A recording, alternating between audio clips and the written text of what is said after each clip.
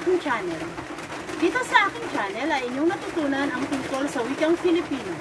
Subalit ngayon ay aking ituturo ang tungkol sa English language, lalong-lalo na ang paksang do, does, at did.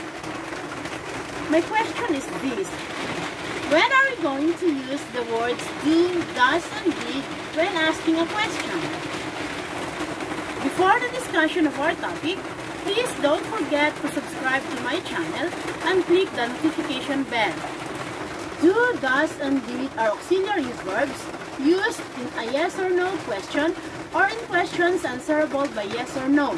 Ibig sabihin, kapag ginamit ang do, does, at did sa pagtatanong, ay may main verb sa pangungusap na dapat ay nasa base form. Ano ang ibig sabihin ng main verb in a base form? Ito yung verbs na walang S, D, or ED sa dulo ng salita. Tandaan ang do, does, at did ay mga auxiliary verbs lamang at hindi sila main verb ng pangungusap. Halimbawa ng main verbs ay step, cry, walk, speak, at iba pa. Pag sinabi natin na speaks or spoke, cries o cried, walks or walked, ay hindi na ito base form. Hindi rin pwedeng gamitin ang irregular verbs na nasa past tense bilang main verb ng mga salitang do, does, at did. Tulad ng took na past tense ng take, kept na past tense ng keep, grew na past tense ng grow, at got na past tense ng get. Ibig din sabihin na ang do, does, at did ay verbs na kapag ginamit sa pagtatanong, ang sagot ay oo at hindi. Halimbawa, do you want to attend to the face-to-face classes in January 2022? Pwede mong sabihin na, yes, I do, o kaya, no, I don't. Yun ang maaaring sagot sa pangungusap na yon, kaya nga sinasabing ang do, does, at did ay ginamit sa yes or no questions. Ang do sa pangungusap na ito ay auxiliary verb o helping verb ng main verb na want. Kaya ang want ay nasa base form. Kaya makikita ang want ay walang S, wala ring ED. Kasi nga ito ay nasa base form dapat. Kung sabihin natin na, do you want to attend to the face-to-face classes in January 2022? Mali rin kung sabihin natin, do you wanted to attend to the face-to-face classes in January 2022? Want ay dapat nasa base form lamang kapag ang do ay ginamit sa pagtatanong. Isa pang halimbawa, does she like going out with friends in this pandemic? Ang does ay auxiliary verb ng like na siyang main verb ng pangungusap. Kaya ang like ay nasa base form. Mali kung sabihin natin na, does she likes going out with friends in this pandemic? Mali rin kung sabihin natin na, does she liked going out with friends in this pandemic? Tandaan natin na kapag ginamit natin ang do at does na sa base form dapat ang main verb upang magiging tama ang grammar ng ating pangungusap. Tama ang sentence construction. Ano nga ba ang tamang gamit ng do, does, at did sa pangungusap? Ang do at does ay parehong ginagamit sa present tense o sa mga pangyayaring nangyayari sa kasalukuyan. Maaari itong gamitan ng adverb of time na now, today, o kaya right now, upang mas madaling matukoy na ito ay nasa present tense. Samantalang ang did ay ginagamit sa past tense o sa mga pangyayaring nakalipas na. Lagi nating tandaan na kapag ginamit natin ang do at does, ang pangyayaring ating itinatanong ay nangyayari sa kasalukuyan. Kahit wala pa itong adverb of time na today, now, o yung katagang right now. Kahit wala pa yun, kapag ginamit natin ang do at does sa pagtatanong, nangangahulugan yun na nangyayari sa kasalukuyan ang ating itinatanong. Pero kapag did naman ang ating ginamit sa pagtatanong, nangangahulugan yun na nakalipas na, nangyari na ang ating itinatanong. Ang do ay ginagamit kapag ang subject ay I, you, we, they, o kaya plural nouns. O mga nouns na higit sa isa. Balikan natin ang ating pangungusap. Do you want to attend to the face-to-face classes in January 2022? Ang subject ng pangungusap ay you. Kaya do ang tamang gamitin sa pagtatanong. Mali kung sabihin natin na, does you want to attend to the face-to-face classes in January 2022? Nangangahulugan din ang pangungusap na nangyayari sa kasalukuyan ang tinatanong. Isa man o higit pa ang tinutukoy ng salitang you, do ang tamang gamitin sa pagtatanong. Sa panghalimbawa, do I know you? Ang subject ng pangungusap ay I. Kaya do ang tamang gamitin kahit pa ito ay singular subject. At take notes sa main verb na know. Wala itong S. Ito ay nasa base form. Mali kung sabihin natin, do I knows you? Mali rin kung sabihin natin, do I knew you? Dahil ang knew ay past tense na ng salitang know. Another example, do we need to ask for your permission in going home? Ang subject sa pangungusap ay we na plural upang maramihan. Kaya do ang tamang gamitin sa pagtatanong. Ang do ay auxiliary verb ng need na siyang main verb ng pangungusap. Huwag kayong malito sa to ask dahil yun ay infinitive at ibang paksa naman yun. Kaya mapapansing ang need ay nasa base form. Wala itong S, wala rin itong ED. Mali kung sabihin natin, do we need to ask for your permission in going home? Mali rin kung sabihin natin, do we needed to ask for your permission in going home? Tingnan natin ang pangungusap na, do they speak well in English? Ang subject sa pangungusap ay they na plural. Kaya do ang tamang gamitin sa pagtatanong. Ang do ay auxiliary verb ng speak na siyang main verb ng pangungusap. Kaya ang speak ay nasa base form. Kaya mali kung sabihin, do they speak well in English? Mali rin kung sabihin, do they spoke well in English? Pangungusap dapat ay, do they speak well in English? Yun ang tamang pangungusap. Tama ang grammar nun. Isa pang halimbawa, do Lance and Queen Anne love their parents? Ang subject ng pangungusap ay plural. At yun ay ang mga salitang Lance and Queen Anne, dalawang tao. Kaya do ang tamang gamitin sa pagtatanong. Sa pangungusap na ito, ang do ay auxiliary verb ng salitang love na siyang main verb. Kaya nga ang love ay nasa base form. Mali kung sabihin natin, do Lance and Queen Anne loves their parents? Mali rin kung sabihin natin, do Lance and Queen Anne love their parents? Take note na kapag dalawa o higit pa ang subject, ay do ang tamang gamitin sa pagtatanong sa mga pangyayaring nasa present tense. Ano naman ang gamit ng does? Ang does ay ginagamit kapag ang subject ng pangungusap ay he, she, it, o kaya singular nouns. Halimbawa, does it rain in your place? Ang subject ng pangungusap ay it na singular. Kaya does ang tamang gamitin sa pagtatanong. At take note sa main verb natin, rain. Nasa base form ito. Hindi natin maaaring sabihin na does it rains in your place? Redundancy na yon. Walang S dapat ang rain. Mali rin kung sabihin natin does it rain in your place? Pangungusap natin dapat ay does it rain in your place? Another example. Does Joey leave early today?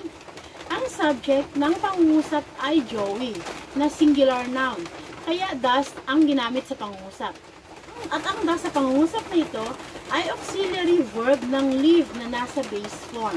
Mali kung sabihin natin does Joey leaves early today? Mali rin kung sabihin natin does Joey left early today? At isa pang palatandaan na ito ay nasa present tense ay ang salitang today. Mas nangangahulugan itong nasa present tense o kasalukuyang pangyayari ang tinatanong sa pangungusap. Kailan naman dapat gamitin ang did? Uulitin ko, ang did ay dapat gamitin sa mga pangyayaring nakalipas na o nasa past tense. Halimbawa, did you join in the Miss Universe pageant? Tinatanong sa pangungusap ang isang pangyayaring nakalipas na at yun ay ang pagsali sa Miss Universe pageant.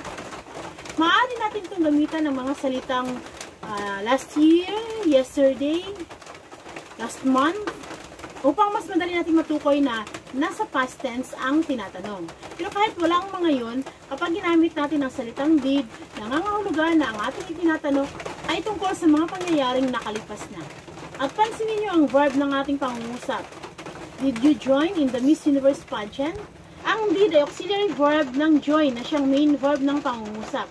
Kaya wala itong S, wala itong ed.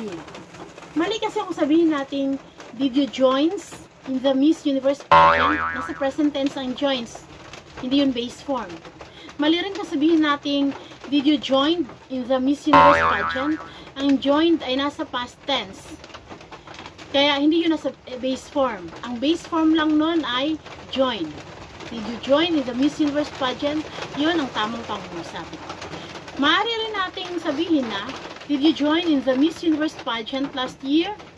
Malinaw na tinatanong sa pangungusap kung ikaw ay sumali sa Miss Universe pageant noong nakaraang taon. Isa pang halimbawa, did Lani throw the wastes properly?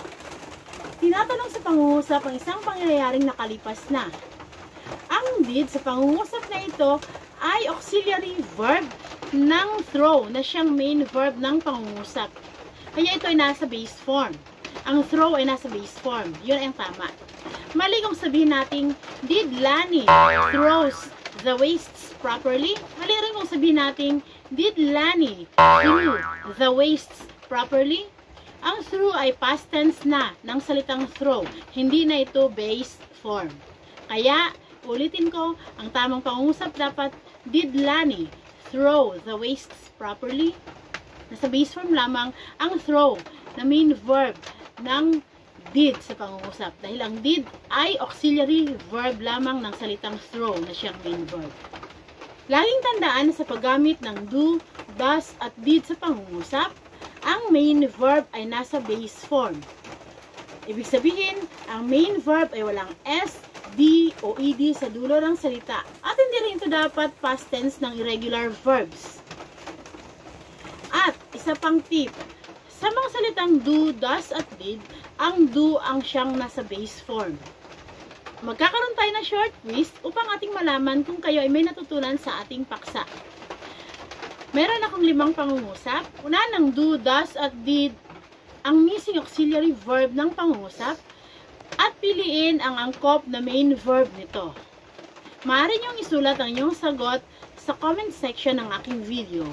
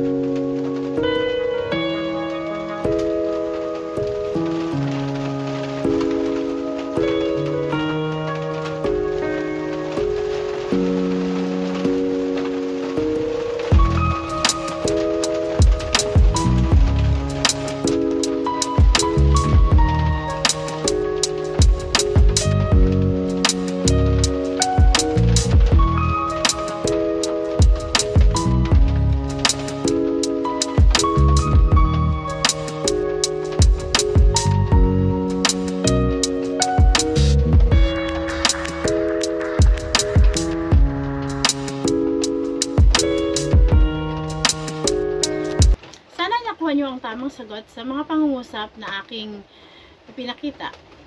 So, number 1 sentence. Blank you blank to the mall yesterday. Nandyan ang main verbs na go, goes, went, gone. Ang tamang auxiliary verb sa pangungusap na yan ay did. Dahil ang tinatanong ay nasa past tense. Isang palatandaan dyan yung salitang yesterday. Nangangahulugan yun kahapon, nakalipas na ang tinatanong. Pumunta ka ba sa mall kahapon? At sa mga salitang go, goes, went, gone, ang main verb na nasa base form nito ay go.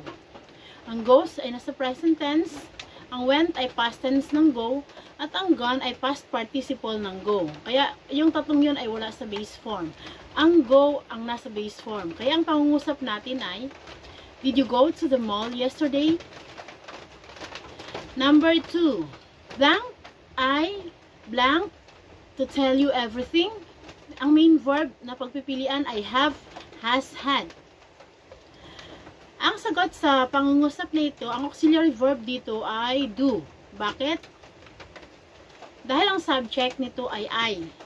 Kahit singular subject ang I, do ang tamang gamitin sa pagtatanong. At ang main verb dito ay have. Have ang base form. Sa tatlong salitang ito, have, has, had, ang have ang nasa base form. Ang has ay nasa present tense at ang had ay past tense ng have. Pareho yung past tense at past participle ng have. Kaya ang pangungusap natin dapat ay, do I have to tell you everything? Dapat ko bang sabihin sa iyo lahat-lahat? Nasa present tense ang pangungusap, kaya do ang tamang gamitin dahil ang subject natin ay I. Number 3, ang ating pangungusap ay, blank Mary, blank you in the household chores today. Nasa present tense ang tinatanong. Dahil nandyan ang palatandaan, ang adverb of time na today. So, si Mary na subject ay singular. Kaya, does ang auxiliary verb na dapat gamitin. At ang main verb naman ito ay help. Ang helps ay present tense ng help. Ang helped ay past tense ng help. Hindi yun, pareho yun na hindi base form. Ang helps, help, hindi yun base form. Kaya sa pangungusap na ito ay dapat, does Mary help you in the household chores today? Tinatanong sa pangungusap ang isang pangyayaring nangyayari sa kasalukuyan. Tinutulungan ka ba ngayon ni Mary sa gawaing bahay? So sa ikaapat na pangungusap, blank the king and queen. Blank an order to rescue them now. Ang subject sa pangungusap ay dalawa, king and queen. Kaya ang auxiliary verb na dapat gamitin ay do. Isa pang palatandaan bukod sa subject na plural nouns na king and queen ay ang salitang now. Ngayon siya nangyayari. So nasa present tense ang tinatanong. Kaya dapat do ang ating gamitin. Ulitin ko, do ang dapat gamitin dahil plural ang subject, king and queen, at nasa present tense ang pangungusap, meron itong adverb of time na now sa dulo. Tapos ang main verb nito dapat ay give. Ang give ay present tense ng give, ang gave ay past tense ng give, at ang given ay past participle ng give. Ang gives, give at given ay hindi base form ng salitang give. Ang gives, gave, at given ay hindi base form ng main verb. Ang main verb dito na nasa base form ay give. Kaya ang pangungusap dapat natin ay, do the king and queen give an order to rescue them now? Number 5 sentence. Is he telling the truth? Or blank he, blank, a lie to help his friend? So, makikita natin na nasa present tense ang tinatanong. Sa umpisa pa lang, andito na yung is he telling the truth? So, ang ating subject sa pangungusap ay he na singular. Singular pronoun. Isa lang ang subject na he. Kaya dapat ang ating auxiliary verb ay does. At ang main verb dito ay tell. Bakit? Ang tells ay present tense ng tell. Ang told ay past tense ng tell. Isang irregular verb ang tell. Kaya ang past tense nito ay told. Ang past participle din nito ay told. Tells, told, hindi yon base form. Wala yon, hindi yun siya base form. So, ang pangungusap natin dapat ay, is he telling the truth or does he tell a lie to help his friend? Yun dapat ang pangungusap natin. Tandaan natin lagi, kapag sinasabing do, does, at did, kapag ginamit natin sa pagtatanong, yun ay auxiliary verbs lamang. Merong main verb ang pangungusap. At dapat, sa pagtatanong natin, gamit ang do, does, at did. Nasa base form ang main verb. Ano ang ibig sabihin ng base form? Walang S, D, O, E, D. At hindi rin past tense ng irregular verbs. So, sana may natutunan kayo sa ating paksa ngayon. At yun ay ang paggamit ng do, does, at did. Kung may natutunan kayo sa aking video, please, huwag kalimutan mag-subscribe sa aking channel at i-click ang notification bell upang mapanood nyo ang susunod kong video tungkol sa English language. Ito ay maaari nyo magamit kapag kayo ay kukuha ng English Proficiency Test, Civil Service Exam, exam na pang police, o kung anumang profession na may board exam. Maraming salamat sa panonood sa aking video.